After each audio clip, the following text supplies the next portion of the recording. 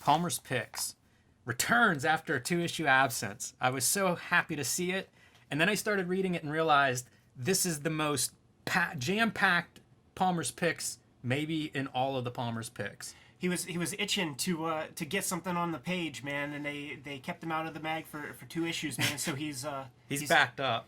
He's, as they say in wrestling, he's getting all of his shit in there. Yeah. So the topic of this Palmer's Picks are anthologies, and I guess alternative comics anthologies for the most part.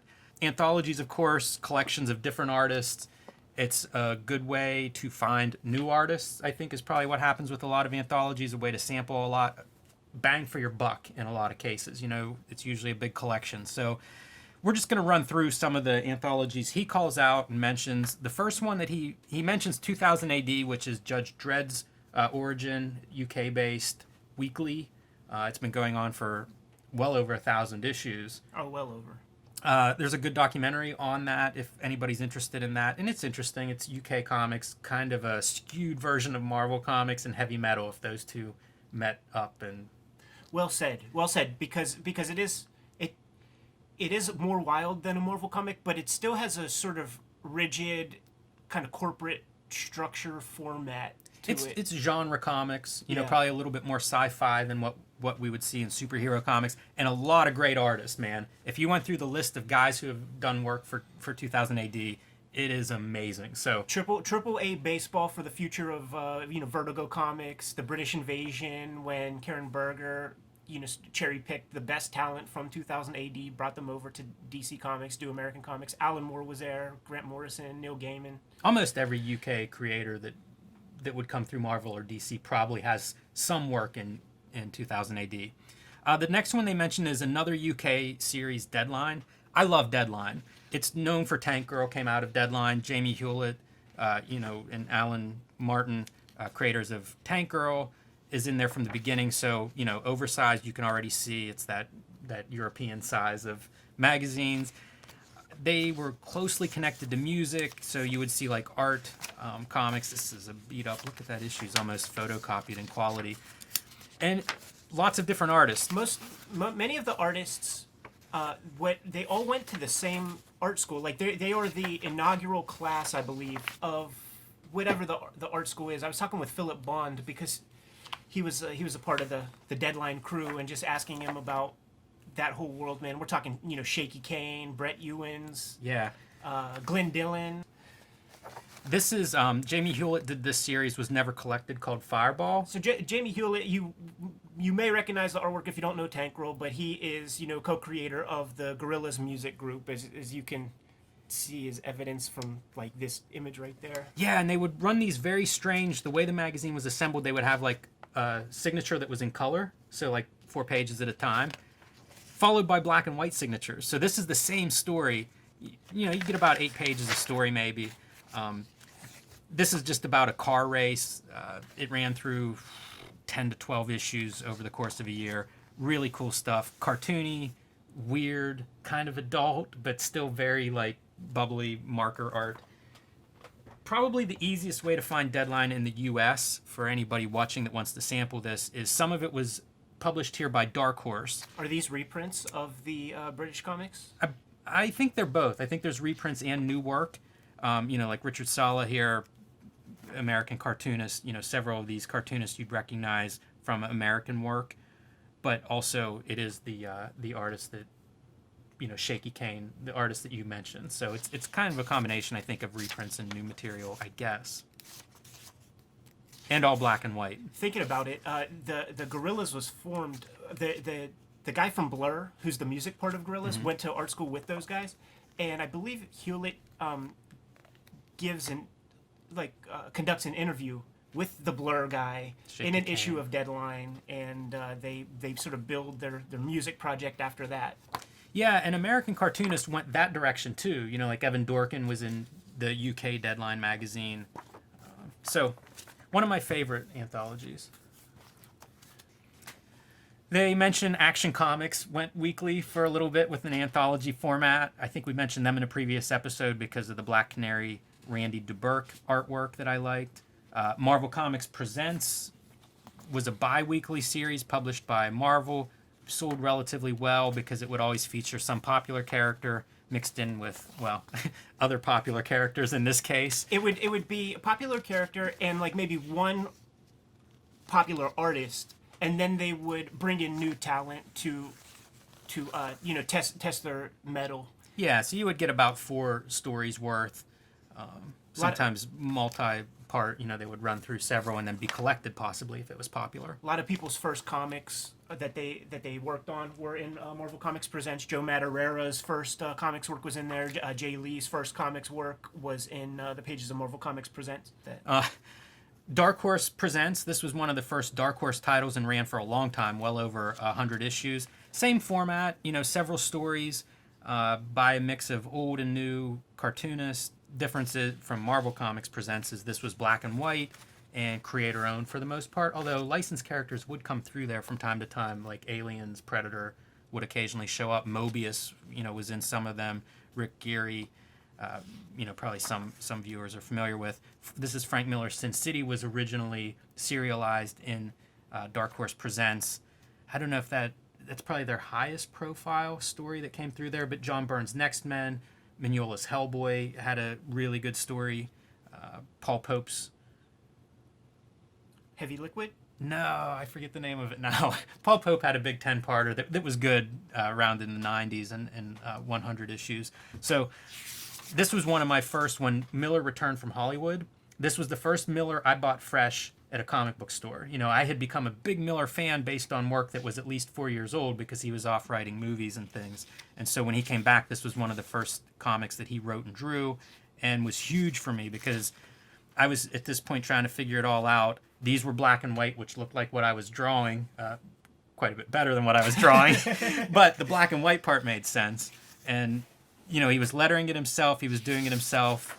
Obviously, this looks quite a bit different than Dark Knight or Daredevil. And it really, had an impact on me. Great lettering, too. I loved, he would incorporate these big lettering sound effects. So, and that was his lettering, too, by the way, man. So that was one of those things where it's like, okay, the guy who draws it, like, you are not circumscribed to just having to be a penciler or even just writer artist. Like, you could handle the chores of the entire production. And I saw this kind of work before I saw, like, a Robert Crumb or any of those guys. One note on Black Cross. This is Chris Warner, who I think might be the art director or some high up at Dark Horse Presents now, or at Dark Horse Publishing. But this is his character's mercenary, right up my alley. If you're a Canon Films fan, this would be in line with that. Post-apocalyptic setting. And Chris Warner, I became fans of because he drew the first Predator series, which was one of the first indie comics I got. And I would copy, poses of Predator and... Thanks to the chat room for mentioning that the Paul Pope story in Dark Horse Presents was a one-trick ripoff. Yes. Big ups, Golden Boy. So he identifies all those anthologies as financially flourishing anthologies, which I suppose that's fair. Several of them ran for many, many years, so they must have been doing something right. But then he gets into more of the alternative comics. Palmer's Picks tends to focus on the more indie alternative art comics landscape, and so this was such a big exposure for me because I knew none of these books, man. Huge. We're gonna get into things like Raw. Raw was Art Spiegelman. Look at this baby, man. These look at the size of these things. Turn them sideways so that you can even see compared to the Wizard. And this magazine was designed and created by Art Spiegelman and his wife Francoise Mouly out of New York, and very consciously this design was chosen to sit side by side with magazines like Andy Warhol's Interview. Yep. On a newsstand. A newsstand. Imagine finding this on a newsstand. On a New York newsstand. These magazines, they printed whatever they printed, right? But very few of these comics escaped New York City. These are like West Village, East Village, like, the hip Manhattan crowd was reading this comic, and it might have had some distribution with like Last Gasp or somebody like that, but very rarely did these magazines hit anywhere but the coasts. Yeah, and this is featuring artists from Europe, international artists. I think there's Japanese artists that would come through these pages. There are contemporary artists. This is Gary Panter. I don't know at the time. He's one of the designers of Pee Wee's Playhouse. That may have been after this issue or concurrently. But so contemporary artists, cartoonists, international artists, cartoonists, reprinting older stuff, things that were hard to find, like Crazy Cats, just, basically a collection of really good comics that I don't know where else you were seeing them, especially in the early 80s. Yeah, Spiegelman just like highly literate on the language of comics, and he just he had an eye for discovering all this material. Plus, and also Francoise, she's French, I believe, so she had she sort of took care of Munoz. the Euro comics part of the game, but not only that, but she was like art director. I think they even had a print machine in their house. Mouse was initially serialized Yeah. in the pages of Raw as these little tip-in pamphlets, same size as the final printed collections of Mouse that came out from Pantheon, and then later Scholastic. Like you have the Pantheon version, I have the Scholastic version that I got in 5th grade in those like little tear sheet things that you would get in homeroom class. Got Mouse. Wonder if you could release that book in 5th grade today. I would hope so. It's surprising the stuff that gets censored and called out. Yeah. This work is beautiful. IDW recently did a collection of 2-volume collection of their work. Jose Munoz, and I'm not, Sampea's first name escapes me.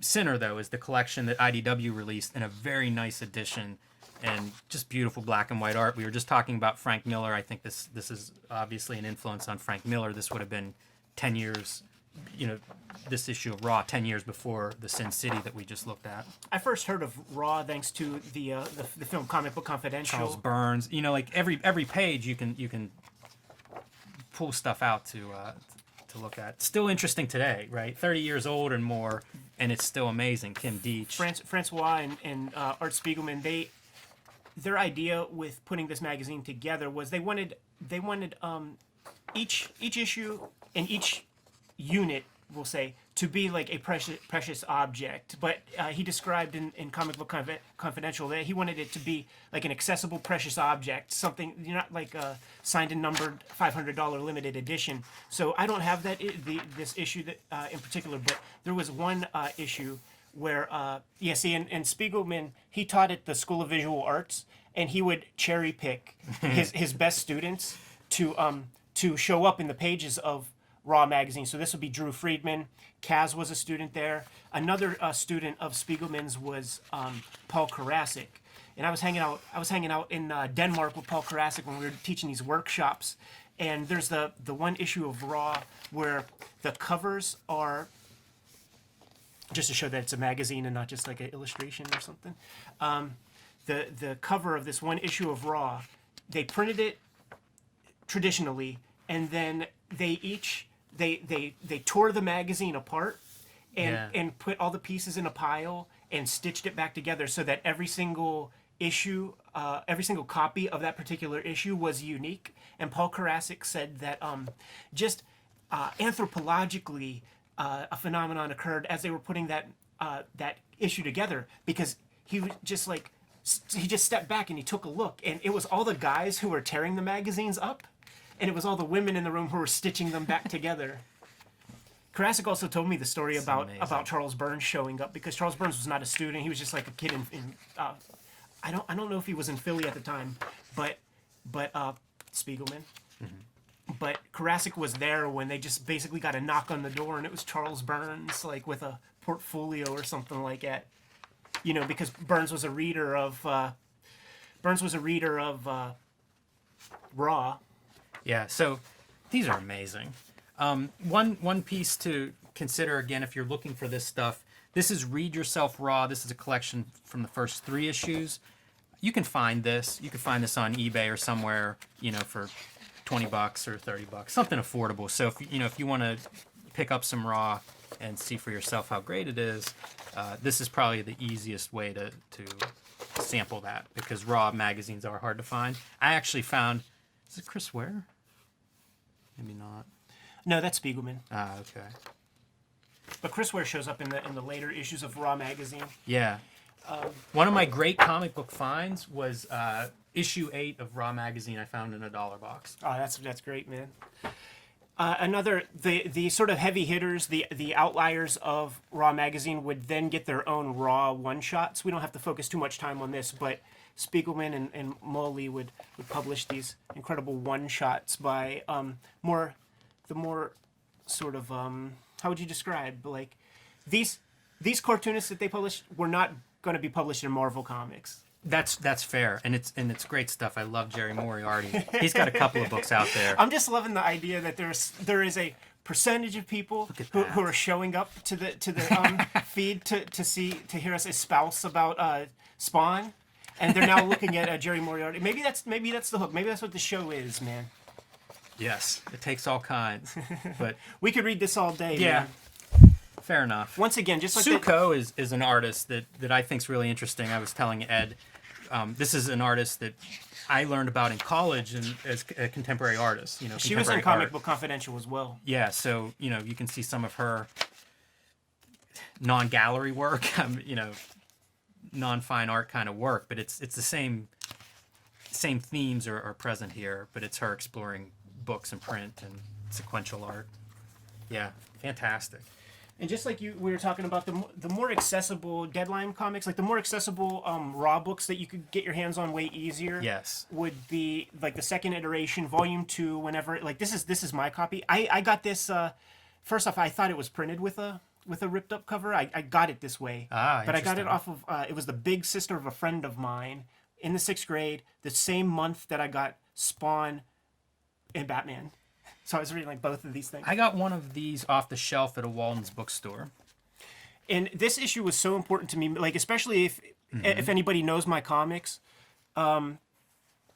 This reprint by Booty of Booty Rogers Comics, where it's like we have, high end print values with, the bulk of the book, and then we get to this aged, traditionally color separated reprint of a public domain comic from back in the day by a guy named Booty Rogers, who that generation of cartoonists, the Spiegelman generation, they all look up to this Booty Rogers guy. So you technically taught me how to do the technical part of getting this kind of color fill, the stuff that I use on my X-Men comic. But the reason I use it is because I was so inspired by the idea of making a comic that looks like this when computer coloring was the standard format of choice. Yeah, and that's an old reprint from the 40s or 50s. I think Fletcher Hanks was reprinted in here, which that was collected by Fantagraphics a few years ago. Stardust, the Space Wizard, Phantoma, really fun cartoonist, and that comes from here. Paul Karasik was behind those reprint collections, and was working closely with Spiegelman, and was probably made aware of that stuff, at least some of that stuff, through his association with Raw Magazine and the people involved. Here's a super early Chris Ware, when he had what I called his Bill Watterson style. He did the color separations on these pages too, which is his really the Minions came out of this. No, that would be that was Mark Bell. Oh, right. Yeah, like Mark Bell created the Minions, but his potato guy, hey man. You know who Chris Ware created? That little douchebag character from Family Guy. Oh, right. Yes. Jimmy Corrigan is that little baby from Family Guy. He went through a period where he was working straight to ink, and looking at this I think is that period. It was a way, I think, for him to kind of be more free with the comics and kind of just explore cartooning. And I think this is that period. We could look at it all day. Yes, it's hard not to be distracted, but you're right. These are accessible. I think there's 3 volumes of this Penguin volume. Check those out. Next on their list is Drawn and Quarterly. So Drawn and Quarterly, one of the top comic publishers, in my opinion, of the last several decades, and come out of Montreal. And early on, a lot of these publishers would do anthologies because this is before graphic novels. There wasn't even really a mechanism to sell graphic novels, let alone find a cartoonist who was formed enough to hand in a 150-page book. So they would produce, they would find these interesting cartoonists, and you would publish short strips, whatever they had available, whatever they could produce, And so these are some sample issues from the Drawn and Quarterly anthology. You can see it's about magazine size, which was a popular size in the 80s and 90s for alternative comics, probably coming out of the success of Love and Rockets and then all the magazines that followed that. Most publishers, most independent publishers had their own anthologies that they would, almost like a test market for people that they might, later invest bigger money on bigger projects. Yeah. So there was like prime cuts from Fantagraphics. There was a top shelf. And you anthology. see how small the cartooning industry is at the time. Richard Sala, I think this is his third appearance so far this episode of just flipping through these anthologies. Drew Friedman, I think you have to have him if it's an alternative collection of any sort. Julie Doucette, one of my favorite cartoonists. Joe Matt, this is pretty young Joe Matt, who would do Peep Show. I see James Sturm's name. Dennis Worden. So, yeah, again, lots of these cartoonists go on to be known for graphic novels, for series, for different works, but many of them start in these anthologies. Show off some of those covers. Is that Seth? No, I'm not sure who this is. But the list on here, David Mazzucchelli, Seth, Michael Dugan, Peter Cooper, Marty, they're bringing in European cartoonists as well. Pretty interesting. And a collection of, best of, so just pulling out a lot of the short stories from all of these people. This is a collection, I think, from the first volume. There was a second volume, and then there were like big square-bound books that were also Drawn and Quarterly anthologies that reprinted things like Gasoline Alleys and all kinds of great stuff. I just saw Peter Cooper in there. Yes. Then the third anthology that he singles out in this feature is Taboo, published by Steve Bissette. I think at one point Dave Sim was going to publish it, but that didn't work out for one reason or another. So Steve Bissette ends up self-publishing Taboo, and it's a horror anthology, probably best known for From Hell, Alan Moore and Eddie Campbell's. Serializing from early From Hell chapters. Yeah, speaking of covers, like, this was serious stuff, and he ran into a lot of serious problems with this book. Printers refused to print it because of the subject matter. Distributors refused to carry it because of the subject matter. These are adult comics pushing the horror envelope. This is not slasher movies mass marketed. This is all kinds of exploration. Look, and signed by the man himself, Steve Bissette. So, here's a list of their table of contents. You see Dave Sim, Charles Burns, Philip Hester, Neil Gaiman, and Michael Zuli. It's quite a list. Moebius, Jodorowsky, Spain, S. Clay Wilson. So pulling from a pretty wide selection of cartoonists, going back into underground comics, going again into European creators, filmmakers, writers that are very celebrated. He published Moebius strips. Yeah. Yeah, Moebius strip. he really did. I mean, this is the Moebius comic in this issue. This has been reproduced in giant, like a big hardcover. I think recently being within the last 10 years. Take a look at some of the. I think From Hell is towards the end, but I think it's a final story. From Hell, we mentioned being serialized in here. Chapter 3. Yeah. So, very exciting anthology. Horror has such a great history in comics. Going back to really the 50s, EC comics are probably one of the big noteworthy historical moments of horror comics. But it still is kind of a fringe genre in comics. And so I would say if you have an interest in horror, Taboo is definitely an anthology to seek out. And you can find these issues if you do some tracking them down. There might even be a couple issues available from Steve Bissette himself, which you can find online. This, for me, this was like your blueprint for alternative comics. Like if you wanted to... This meaning Palmer's Picks. Yeah, well, this particular column stands out because, I would get glimpses of it from what he was reprinting or something I might see out of the corner of my eye at the comic shops that I was starting to, get access to. And there's so many names that are dropped here. Publishers are described. This was a big column. Within Palmer's Picks, which was big as we've gone over. This one in particular gave me a lot of choices, a lot of things to look for. Yeah, I'm just imagining, like, in the same way as we were going through those Raws, 10 minutes ago. This is your first Wizard magazine. You bought it for the Liefeld, and now you're getting education on Drawn and Quarterly and Raw and Taboo. Yeah, and I was a horror fan at the time, so like Taboo was the one that really stood out to me. One of the other companies he calls out is Catalan. Catalan was a European importer, I guess in the 80s, early 90s, maybe. I'm not sure how long they ran, but it would have been that 80s comics boom era, and they were doing European album style comics, and they have a lot of those, and they're very, very interesting. Like whatever European artist you've heard of, they probably may have been the first publisher of in the States.